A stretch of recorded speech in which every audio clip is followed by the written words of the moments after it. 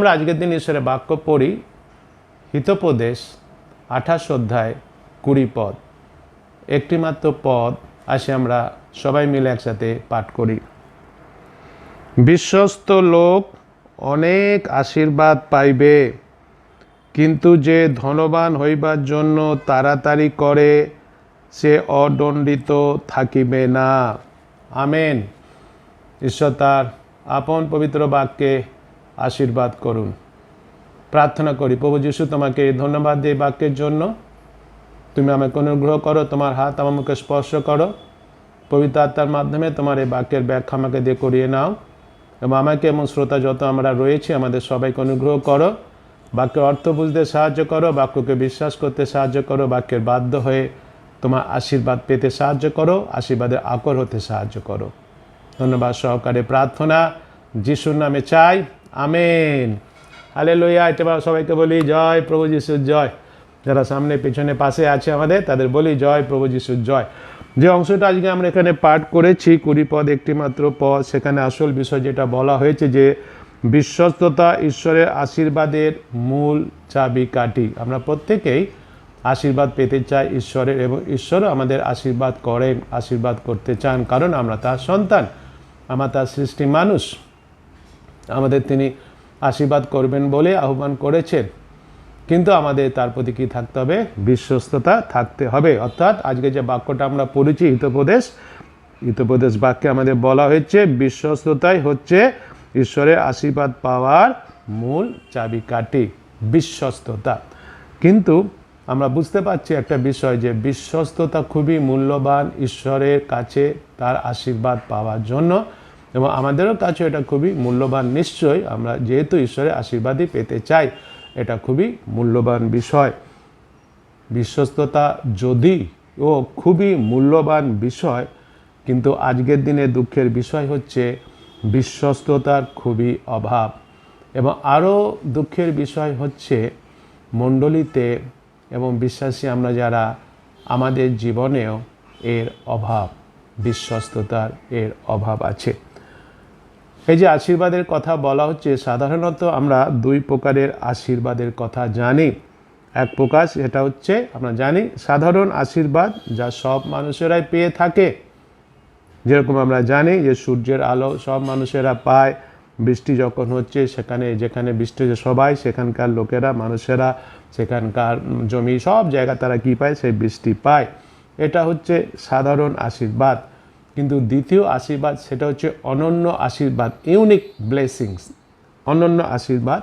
এই অনন্য আশীর্বাদটা হচ্ছে আধ্যাত্মিক এবং পার্থিব দুটো বিষয়ই আছে, কিন্তু এই অনন্য আশীর্বাদটা হচ্ছে ঈশ্বরের সন্তান যারা, তাদের জন্য হচ্ছে এই অনন্য আশীর্বাদ।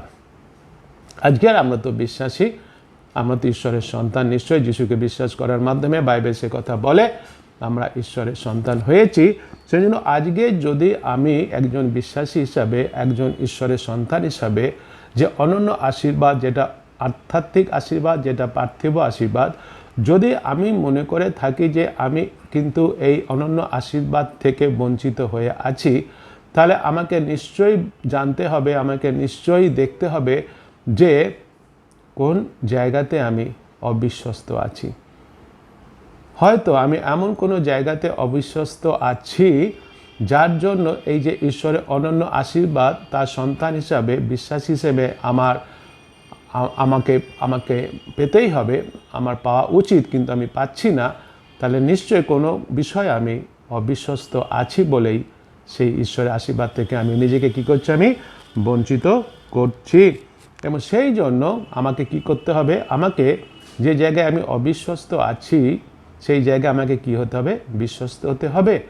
যে মুহূর্তে আমি সেই জায়গাগুলিতে বিশ্বস্ত হব, যে জায়গাগুলিতে আমি অবিশ্বস্ত আছি, তাহলে নিশ্চয়ই আমি কি পাবো? ঈশ্বর আশীর্বাদ পাবো। সে কথা বলছে বিশ্বস্ত লোক অনেক আশীর্বাদ পাইবে। এখানে পরিষ্কার বলা হয়েছে বিশ্বস্ত হলেই আমরা শুধু যে আশীর্বাদ পাবো তা নয়, অনেক আশীর্বাদ আমরা বিশ্বাসী হিসাবে, তার সন্তান হিসাবে আমরা নিশ্চয়ই পাবো। সেই জন্য আজকে আমি কয়েকটা বিষয় নিয়ে আলোচনা করব, যে কোন কোন জায়গাতে আমি অবিশ্বস্ত আছি সেই বিষয়টাকে নিয়ে আলোচনা করব না।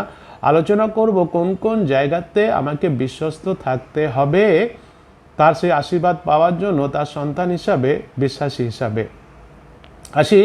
সেজন্য আমি মোট 5টা পয়েন্ট বলবো, হয়তো আরও অনেক পয়েন্ট আছে, কিন্তু আমি আজকে 5টা পয়েন্টে আলোচনা করব।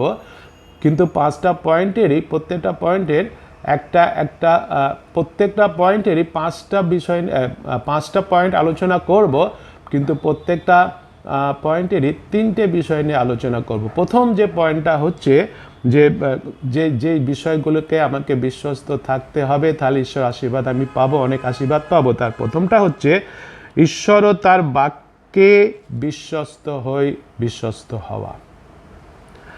আমাদের প্রত্যেকের জীবনে উন্নতি করার জন্য, সাফল্যমণ্ডিত হওয়ার জন্য যে আশা প্রত্যাশা আছে, সে আশা প্রত্যাশায় বিজয়ী হওয়ার জন্য নির্দিষ্ট সময় পর্যন্ত অপেক্ষা করতে হয়, অপেক্ষা করার দরকার আছে।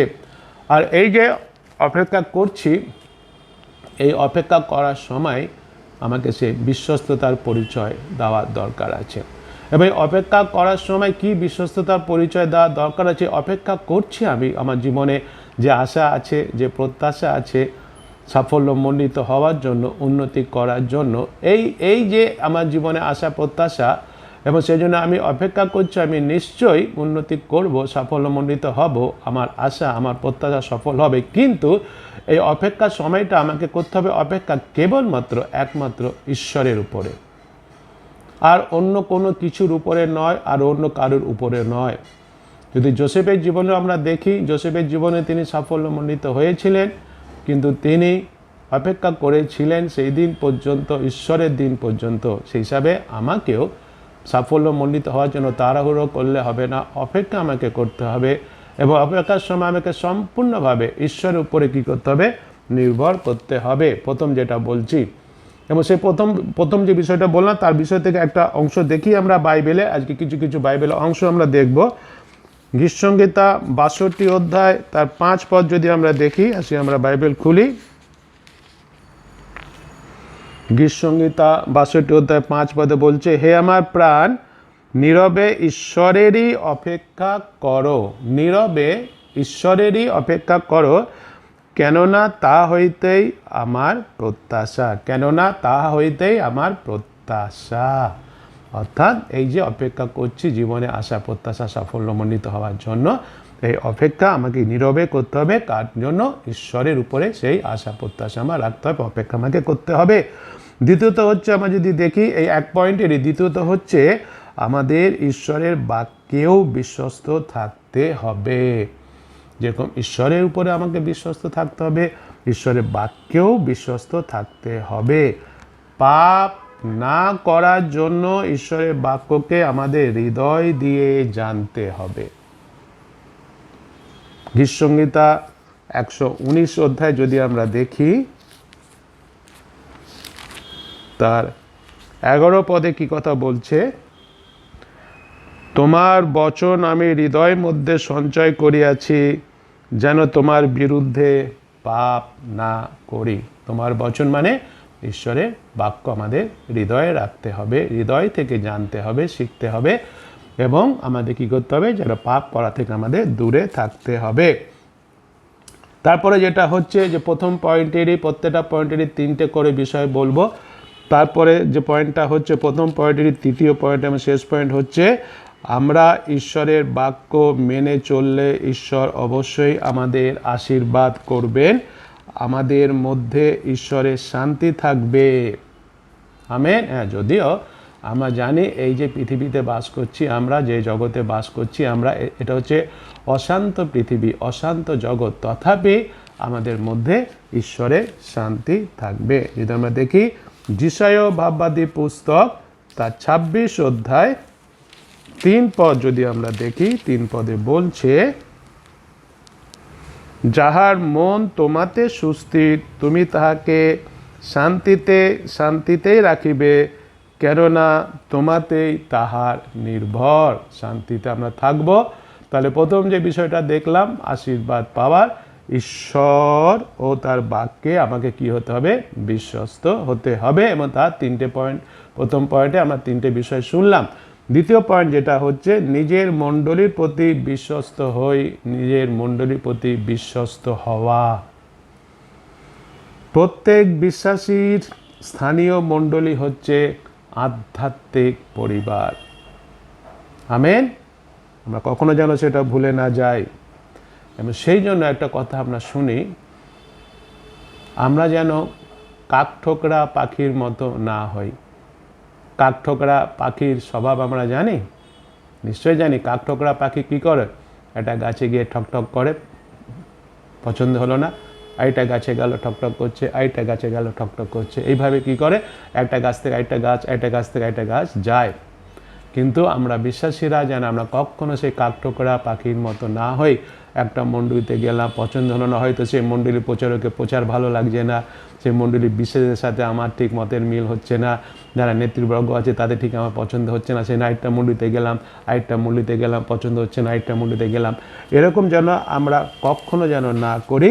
কিন্তু আমাদের কি হতে হবে?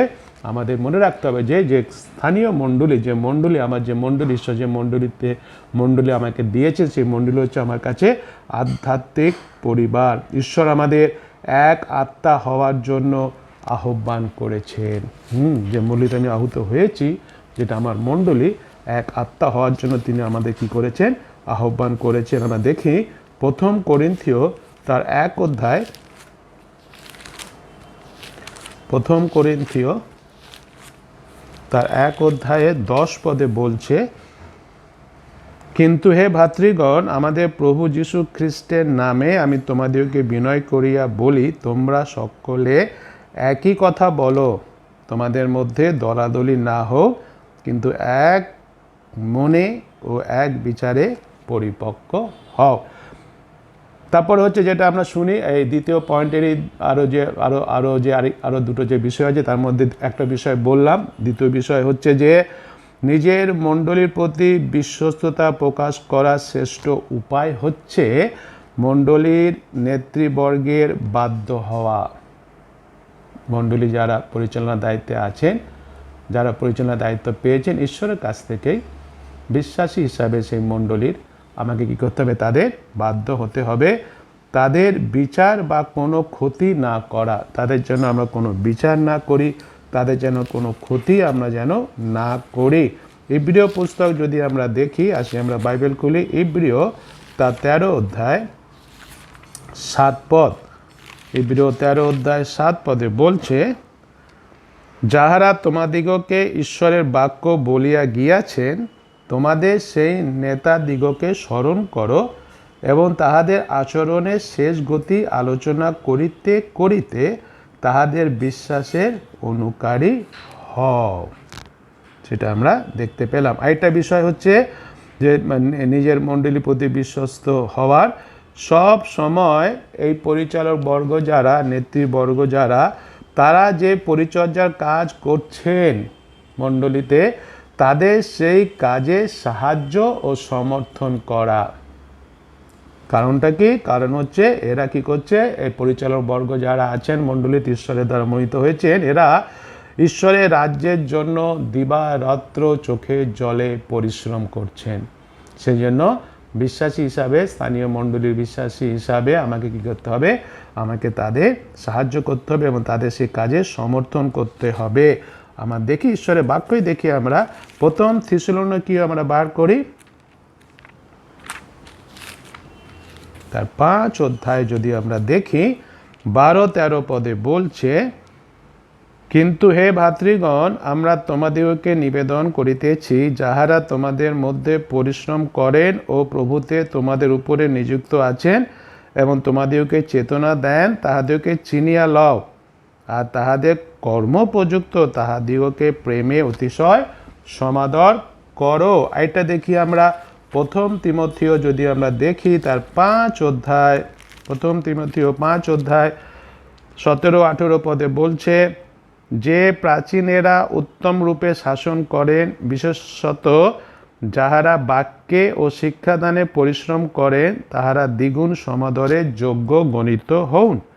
কারণ শাস্ত্রে বলে, শস্য মদনকারী বলদের মুখে জালতি বাঁধিও না, আর কার্যকারী আপন বেতনের যোগ্য। তাহলে আমরা দেখলাম যে বিশ্বস্ত যদি আমি হই, ঈশ্বরের আশীর্বাদ পেতে গেলে বিশ্বস্ত হতে হবে। প্রথমে আমরা শুনলাম ঈশ্বর ও তার বাক্যে বিশ্বস্ত হতে হবে, তার 3টে পয়েন্ট দেখেছি। দ্বিতীয় আমরা এক্ষুনি শুনলাম নিজের মণ্ডলীর প্রতি বিশ্বস্ত হতে হবে এবং তার 3টে পয়েন্ট আমরা শুনলাম। তৃতীয়ত হচ্ছে নিজের পরিবারের প্রতি বিশ্বস্ত হই, নিজের পরিবারের প্রতি বিশ্বস্ত হওয়া। এবং তার আলোচনা করতে গিয়ে 3টে বিষয় বলি। প্রথম বিষয়টা হচ্ছে বাইবেল থেকেই, বাইবেল অংশ থেকেই স্বামীদের তাদের স্ত্রীদের ভালোবাসতে আদেশ দেওয়া হয়েছে, যেমন খ্রিস্ট মণ্ডলীকে ভালোবাসতেন। আর স্ত্রীদের বলা হয়েছে তাদের স্বামীদের বশীভূত হতে। সব বাইবেলে। ইফেসীয় পুস্তক যদি আমরা দেখি, তার 5 অধ্যায় বার করি আমরা,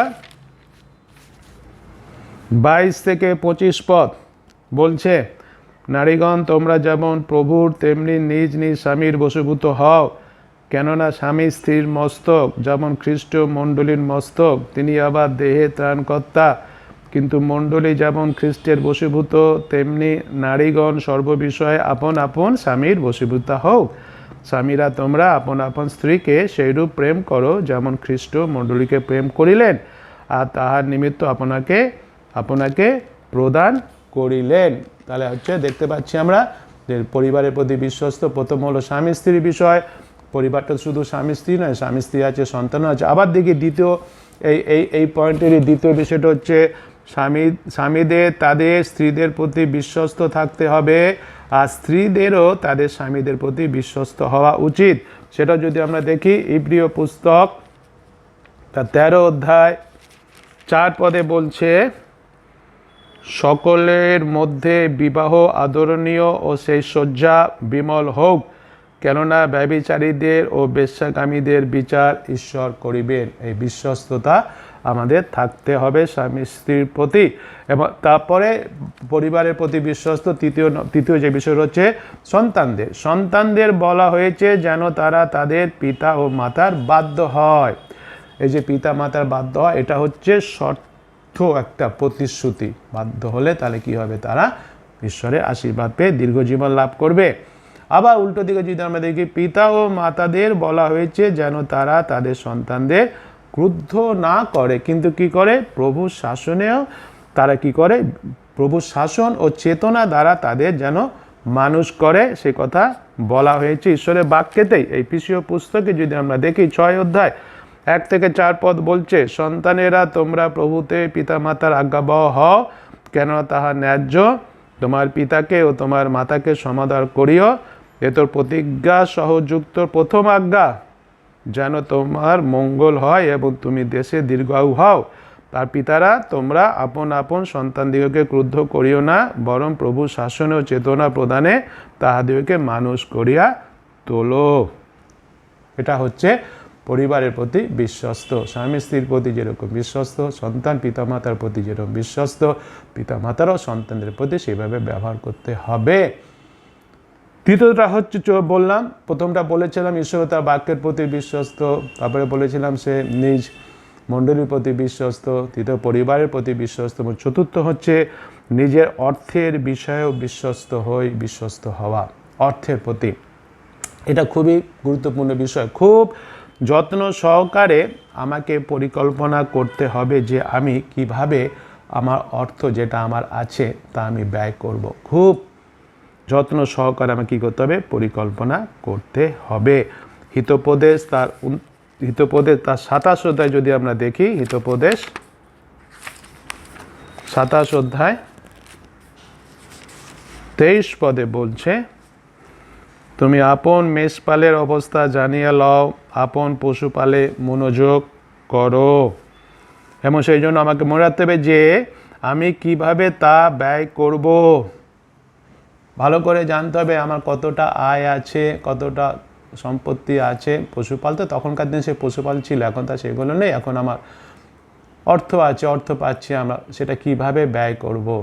খুব যত্ন সহকারে আমাকে কী করতে হবে, সেটাকে পরিকল্পনা করতে হবে। দ্বিতীয়ত হচ্ছে এই নিজের অর্থের বিষয়ে বিশ্বস্ত থাকা। দ্বিতীয় হচ্ছে ঠিক সময়ে দশমাংশ দিই। খুব গুরুত্বপূর্ণ বিষয় এটা। আমার যা আছে তা সবই ঈশ্বরের, তাই না? হ্যাঁ, আমরা জানি সেটা, কিন্তু ঈশ্বর বলেছেন তার দশমাংশ তাকে দিতে, মাত্র যা আছে তার মাত্র দশমাংশ তাকে দিতে, মণ্ডলীকে দিতে হবে তার রাজ্যের জন্য, তার কাজের জন্য। ঈশ্বর আমার দশমাংশকে আশীর্বাদ করবেন বলে প্রতিশ্রুতি দিয়েছেন। হ্যাঁ, তিনি যে শুধু প্রতিশ্রুতি দিয়েছেন তা নয়, আর এই বিষয়ে আমাকে তার পরীক্ষা করতেও তিনি বলেছেন। যদি আমরা দেখি মালাখি তার 3 অধ্যায়, মালাখি 3 অধ্যায় যদি আমরা দেখি 10 পদে কি কথা বলছে, মালাখি 3 অধ্যায় 10 পদে বলছে, তোমার সমস্ত দশমাংশ ভাণ্ডারে আনো, যেন আমার গৃহে খাদ্য থাকে, আর তোমরা ইহাতে আমার পরীক্ষা করো। ইহা বাহিনীগণের সদাপ্রভু কহেন, আমি আকাশের দ্বার সকল মুক্ত করিয়া তোমাদের প্রতি অপরিমেয় আশীর্বাদ বর্ষণ করি কি না। পরিষ্কারভাবে সেটা আমরা দেখতে পাচ্ছি। অর্থের প্রতি বিশ্বস্ত থাকতে হবে, দশমাংশ দিতে হবে, এবং এর মধ্যে আরেকটা বিষয়, তৃতীয় বিষয় যেটা হচ্ছে দশমাংশের সঙ্গে সঙ্গে অন্য দানও ঈশ্বরকে দিই। এর কারণ ঈশ্বর আমার অর্থ চায় সেটা কিন্তু না, দান দেওয়াটাও হচ্ছে উপাসনার একটা প্রথা। হ্যাঁ, উপাসনার একটা ফর্ম দান দেওয়া। উপাসনা হচ্ছে আমার সমস্ত আত্মাকে আত্মসমর্পণ করা ঈশ্বরের কাছে, আবার অর্থকে সমর্পণ করা হচ্ছে উপাসনারই একটা প্রথা। বাইবেলে ঈশ্বরের বাক্যে সেই কথাই বলে। যদি আমরা দেখি হিতোপদেশ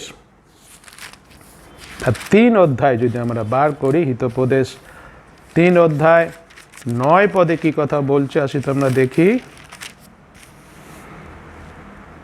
তুমি সদাপ্রভু সম্মান করো আপনা ধনে, আর তোমার সমস্ত দ্রব্যের অগ্রি মাংসে। তাহলে চতুর্থ পয়েন্ট দেখলাম। চতুর্থ পয়েন্ট কি, নিজের অর্থের বিষয়েও কি থাকতে হবে বিশ্বস্ত। প্রথমে শুনেছিলাম ঈশ্বর তার বাক্যের প্রতি বিশ্বস্ত, মনে আছে। দ্বিতীয়ত শুনেছিলাম স্থানীয় মণ্ডলীর প্রতি বিশ্বস্ত। তৃতীয়ত শুনলাম আমার পরিবারের প্রতি বিশ্বস্ত। চতুর্থত শুনলাম অর্থের প্রতি বিশ্বস্ত। এমন প্রত্যেকটা পয়েন্টে তিনটে বিষয় বলা হয়েছে, এবং সেখানে ঈশ্বরের বাক্য থেকে সব কিছু বলা হয়েছে। এবং পঞ্চম শেষ যে বিষয়টা হচ্ছে নিজের কাজের জায়গায় বিশ্বস্ত হওয়া। আমাকে, যিনি আমার মালিক বা যার অধীনে আমি কাজ করছি, আমাকে তার বাধ্য হতে হবে প্রভুতে আমাকে কি হতে হবে, তার বাধ্য হতে হবে। যিশুতে আমার কি হতে হবে, আমাকে কি করতে হবে, তার বাধ্য হতে হবে, তার প্রতি বিশ্বস্ত আমাকে থাকতে হবে। অর্থাৎ পরিষ্কার ভাষা, যে মালিক আমার এখানে পৃথিবীতে, যিনি আমার মালিক, তার প্রতি আমাকে বিশ্বস্ত থাকতে হবে, তার আমার বাধ্য হতে হবে। এবার নিশ্চয়, কিন্তু সেই মালিক যদি এমন কোনো কথা বলবে না যে কথাটা ঈশ্বরের বিরুদ্ধে বলছে, ততক্ষণ পর্যন্ত আমার তার নিশ্চয়ই বাধ্য হবে। কিন্তু সে মালিক যদি এমন কিছু বলে, এমন কিছু করতে বলে যেটা ঈশ্বরের বিরুদ্ধে, সেটা নিশ্চয় না। কিন্তু কোনটা, যেটা বলছে কিন্তু যে বিষয়ের মধ্যে ঈশ্বরের বিরুদ্ধে কিছু বলছে না করতে, সেখানে আমার কি হতে হবে, সেখানে আমার বাধ্য হতে হবে। ইফেসীয় পুস্তক যদি আমরা দেখি তার 6 অধ্যায় 5 পদে কি কথা বলছে, দাসেরা তোমরা যেমন খ্রিস্টের আজ্ঞাবহ, তেমনি ভয় ও কম্প সহকারে তোমাদের অন্তঃকরণের সরলতায় মাংস অনুযায়ী আপন আপন প্রভুদিগের আজ্ঞাবহ হও। তারপরে হচ্ছে এই যে নিজের কাজের জায়গায় বিশ্বস্ত, তার দ্বিতীয় পয়েন্টটা হচ্ছে আমি যেন আমার মালিকের কোনো কিছু চুরি না করি বা তাকে না ঠকাই। খুব গুরুত্বপূর্ণ বিষয় এটা। এমনভাবে আমাকে কাজ করতে হবে যে আমি ঈশ্বরের জন্য কাজ করছি। ইফেসীয় পুস্তক তার 6 অধ্যায় 8 পদে সেই কথা বলে, জানিও কোনো সৎকর্ম করিলে প্রত্যেক ব্যক্তি, সে দাস হোক কি স্বাধীন হোক, প্রভু হইতে তাহার ফল পাইবে। প্রভু হইতে তার ফল পাইবে মানে কার কাজ করছি, আমি প্রভুর কাজ করছি। সেজন্য যে আমার মালিক এই পৃথিবীতে, যার আন্ডারে আমি কাজ করছি, সে যেখানেই করি না কেন, তার যেন কোনো ক্ষতি না করি, তার যেন কোনো কিছু চুরি না করি, তাকে যেন না ঠকাই। তাহলে এই যে বিষয়গুলো আমরা এখানে আলোচনা করলাম, হ্যাঁ, অনেকগুলো বিষয়গুলো কিনে আলোচনা করলাম, 5টা বিষয় নিয়ে আলোচনা করলাম। কী বিষয় আলোচনা করছি? আগে যে বাক্যটা, ঈশ্বরের যে বাক্যটা আজকে আমরা পড়েছি, হিতোপদেশ 28-20 পদে, যেটা আজকে আমরা দেখেছি যে আমাদের কি থাকতে হবে, আমাদের বিশ্বস্ত থাকতে হবে। কেননা আমরা কি পড়েছি যে বিশ্বস্ততাই হচ্ছে ঈশ্বরের আশীর্বাদ পাওয়ার মূল চাবি। বিশ্বস্ত যদি আমি হই, তাহলে আমি কার আশীর্বাদ পাবো? আমি তাহলে ঈশ্বরের আশীর্বাদ পাবো। এবং ঈশ্বরের যে আশীর্বাদ আছে, সাধারণত আশীর্বাদ আছে যেটা সব মানুষেরা পায়, সূর্যের আলো, বৃষ্টির জল ইত্যাদি প্রভৃতি আছে। কিন্তু যে সমস্ত অনন্য আশীর্বাদ, মানে ইউনিক আশীর্বাদ যেগুলো হচ্ছে তার সন্তানদের জন্য, বিশ্বাসীদের জন্য, আজকে আমরা হচ্ছি তার সন্তান, যিশুকে বিশ্বাস করার মাধ্যমে আমরা হয়েছি, আমরা বিশ্বাসী হয়েছি আমাদের জন্য। কিন্তু সেখানেও তার যে অনন্য আশীর্বাদগুলো, যেটা আধ্যাত্মিক আশীর্বাদ এবং পার্থিব আশীর্বাদ, সেই আশীর্বাদগুলো পেতে গেলে আমাকে কি করতে হবে? এই সমস্ত ক্ষেত্রে আমাকে বিশ্বস্ত থাকতে হবে, বিশ্বস্ত আমার থাকতে হবে। এবং সেই জন্য আসি আমরা যে কোন কোন জায়গায় আমাকে বিশ্বস্ত থাকতে হবে, এবং এই সমস্ত জায়গাতে যদি আমি বিশ্বস্ত থাকি, তাহলে তার বাক্য অনুসারে বলছে 20 পদে, বিশ্বস্ত লোক অনেক আশীর্বাদ পাইবে। নিশ্চয় তাহলে অনেক আশীর্বাদ আমি পাবো, নিশ্চয় পাওয়া উচিত আমার। যদি আমি নিজেকে মনে করে থাকি, বলে থাকি যে আমি তো এই সমস্ত জায়গাতে আমি বিশ্বস্ত আছি, তাহলে আধ্যাত্মিক আশীর্বাদ, পার্থিব আশীর্বাদ নিশ্চয়ই আমি পেয়েছি, পাবো আমি। কিন্তু যদি মনে করে থাকি যে না, আমি এখনও পর্যন্ত তো সেইভাবে আধ্যাত্মিক আশীর্বাদ, সেইভাবে পার্থিব আশীর্বাদ আমি পাইনি, তাহলে এই যে জায়গাগুলোতে আলোচনা করা হলো বিশ্বস্ত থাকতে হবে, এবং প্রত্যেকটা আলোচনায় কিন্তু বাইবেলের ঈশ্বরের বাক্য থেকে করা হয়েছে। প্রথম বিষয় নিশ্চয় ঈশ্বরের উপরে এবং তার বাক্যের উপরে বিশ্বস্ত থাকতে, এবং তারপর ঈশ্বরের বাক্য থেকেই বলে দেওয়া হয়েছে যে কোথায় কোথায় আরও আমাদের বিশ্বস্ত থাকতে ঈশ্বরের বাক্য অনুসারে, অন্য কোনো জায়গা থেকে না, ঈশ্বরের বাক্য অনুসারে স্থানীয় মণ্ডলীর প্রতি বিশ্বস্ত থাকতে হবে, সেটা ঈশ্বরের বাক্য অনুযায়ী বলা হয়েছে।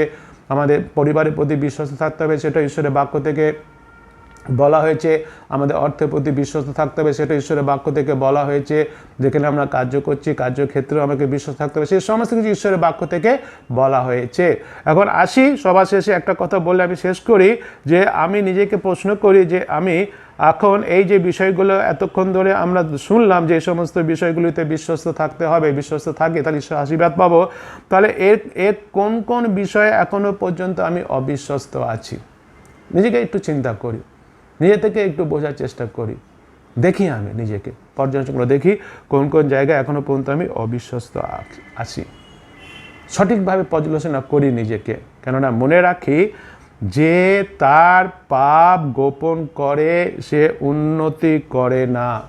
পাপ গোপন করলে কখনো উন্নতি করা যায় না। এই যে বিষয়গুলোকে যেখানে আমাকে বিশ্বস্ত থাকতে হবে বলে আলোচনা করা হল ঈশ্বরের বাক্য অনুসারে, এবং আমি যদি বুঝতে পারি ঈশ্বরের বাক্য অনুসারে এই বিষয়গুলোকে এখন আমি অবিশ্বস্ত, তথাপি যদি আমি স্বীকার যদি না করি, তাহলে কিন্তু আমি আশীর্বাদ থেকে বঞ্চিত হব, আমি উন্নতি করতে পারবো না। পাপ স্বীকার না করলে উন্নতি করা যায় না, কোনো বিষয়ে সফল হওয়া যায় না। যে পাপ স্বীকার করে না, সে নিজেই নিজেকে ঈশ্বরের আশীর্বাদ থেকে বঞ্চিত করে। কিন্তু যদি আমি পাপ স্বীকার করি ও পাপ করা বন্ধ করি, তাহলে ঈশ্বরের আশীর্বাদ পাবই। পাপ স্বীকার করা, পাপ করা বন্ধ করা মানে হচ্ছে বিশ্বস্ত ঈশ্বরের প্রতি, তার বাক্যের প্রতি, এবং আর যে বিষয়গুলোকে নিয়ে আলোচনা করা হলো, মণ্ডলীর প্রতি, পরিবারের প্রতি, আমার অর্থের প্রতি, কাজ করছি যেখানে মালিকের প্রতি, কাজের প্রতি, যখন আমি বিশ্বস্ত হব। যদি বিশ্বস্ত নেই, আমি কোন কোন জায়গাতে স্বীকার করি পাপ, সেটা অবিশ্বস্ত হওয়া মানে পাপ, সেটা পাপ স্বীকার করি এবং সেগুলো ত্যাগ করি, অর্থাৎ অবিশ্বস্ততা ত্যাগ করে বিশ্বস্ত হই, তাহলে কি পাবো? আশীর্বাদ পাবোই পাবো। যে হিতোপদেশ আমরা পড়েছি 28-20 পদে সেই কথা তো বলছে, নিশ্চয়ই বিশ্বস্ত লোক অনেক আশীর্বাদ পাইবে, তাড়াহুড়ো করলে হবে না। আবার 13 পদে কথা বলছে, যে আপন অধর্ম সকল ঢাকে সে কৃতকার্য হইবে না, কিন্তু যে তা স্বীকার করিয়া ত্যাগ করে সে করুণা পাইবে। যে স্বীকার করিয়া ত্যাগ করে সে করুণা পাইবে। সেই জন্য আছি মণ্ডলী বিশ্বাসী ভাই বোন, ঈশ্বরের আশীর্বাদ পাওয়ার জন্য বিশ্বস্ত হতে হবে। কোন কোন জায়গায় বিশ্বস্ত হতে হবে ঈশ্বরের বাক্য অনুসারে আমরা শুনলাম, এবং নিজে থেকে নিজেই প্রার্থনা করে বোঝার চেষ্টা করি যে আমি এই সমস্ত জায়গায় কোথায় অবিশ্বস্ত আছি। যদি আমি উপলব্ধি করি এখনো পর্যন্ত আমি এই সমস্ত বিষয়ে বিশ্বস্ত হতে পারিনি, স্বীকার করে নিই, স্বীকার করে সেগুলোকে ত্যাগ করি, অর্থাৎ অবিশ্বস্ত আর না হয়ে বিশ্বস্ত হই, ঈশ্বরের আশীর্বাদ, অনেক আশীর্বাদ পাবো জীবনে, সাফল্যমণ্ডিত হবেই হব, উন্নতি করবই করব, আধ্যাত্মিক জীবনে, পার্থিব জীবনে। ঈশ্বর আমাদের প্রত্যেককে সেভাবে আশীর্বাদ করুন। আমেন। হালেলুয়া।